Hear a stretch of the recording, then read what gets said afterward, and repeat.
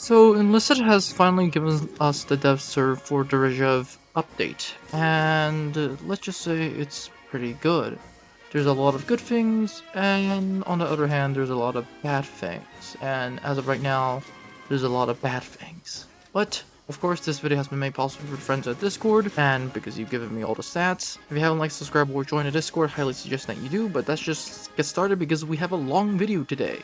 And let's start with what's new. Starters, we have the KV2. Now this KV2 is tier 4 premium, and it costs 5,000 gold. It is good, but I highly suggest it to be moved down to tier 3. It is the exact same armor stats as the KV1, which is pretty good if you ask me, but the KV2 is much slower because it houses a big-ass gun. And what's more importantly is the fact that it is such a big target. That said, unlike the KV2, this thing is at tier 4, which is going to be a problem because at tier 4 anything can penetrate it. If at tier 3 the KV1 can be penetrated by the Panzer IV, then this thing can be easily penetrated by anything such as the Panther or the Tigers. Not to mention at tier 4 you're mostly going to be fighting tier 5s. Moving on, we have the I-185. This is a Soviet plane, and I say it's a good plane, has a good bomb load, and I think it's really what the Soviets need to get a good plane at this tier. Of course, at that point we have the T-34-57 at tier 3. Honestly, I don't even know why you should get it. The turret sucks because the turret is a cheaper version for the Soviets for the T-34-1940 version. And the gun is a 57mm gun, so why get it? After that we have the Germans. We have the 8.8 Flak 37 anti-aircraft device, I guess you can call it. It is a tier 4 premium at 5,000 gold, once again like the KV2. It is really good at taking out tanks, but the issue is that you are practically a glass cannon. You will get killed by practically anything, even up to autocannons. Literally, this thing has no armor, and I don't really think it's good at taking out planes because, well, it's a short-firing cannon. You have to at least get a direct hit. If you can get a direct hit, the plane instantly goes down. What's worse is that the HE as of right now doesn't work, at least not on the balloons I'm shooting at. Once again, move this thing to tier 3. Not only does it have no armor, but the suspension, and should I say, the engine is terrible. What's worse is that this thing is massive, literally massive. As a matter of fact, I think it's the size of small room to be exact, so that's interesting.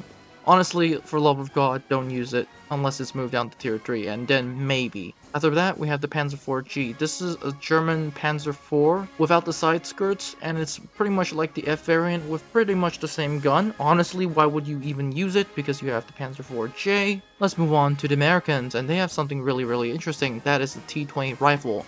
This is essentially an American FG-42 with a bayonet, like the T-20E1, which I've just covered, and funny enough, Enlisted just released this when I just covered the T-20E1, so that's fun.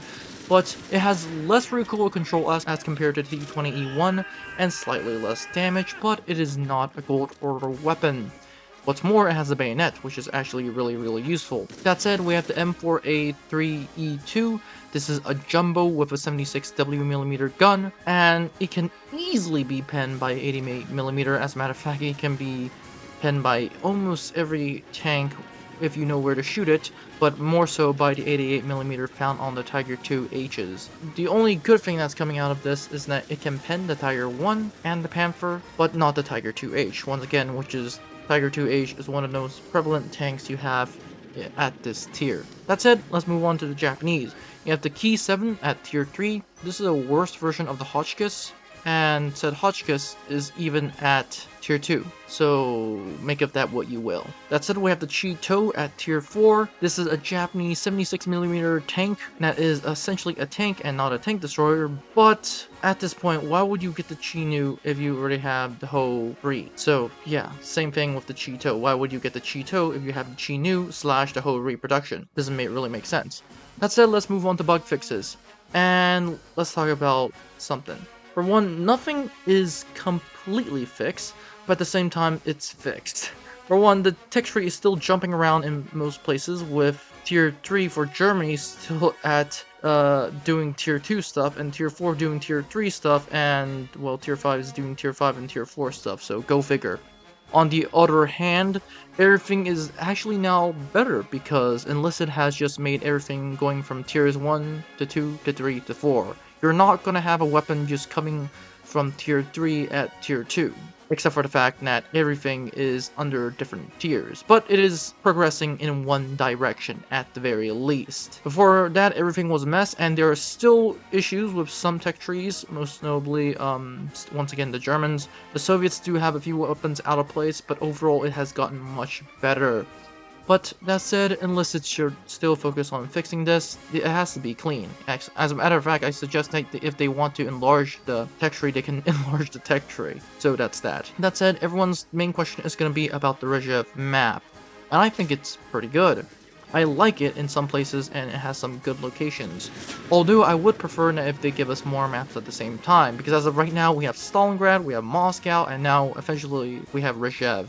And once again, we have the Battle of the Bulge, which are all winter maps. We only have a few Tunisia maps. We only have a few Normandy maps. We only have a few Berlin maps. And that's that. Honestly, at this point, I do suggest that they gave us Monte Cassino, Iwo Jima, or any map that can give without being on the Eastern Front.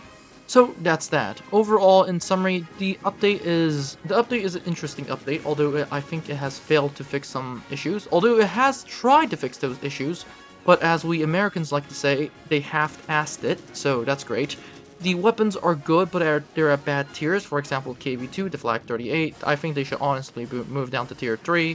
I realize they are overpowered at tier 3, but it's a premium. For the love of Jesus Christ, if you want to bring a premium, make it worthwhile. So that's that. If you're wondering anything else, the map is cool, but in many ways it feels like a combination of Moscow and Stalingrad, especially the winter.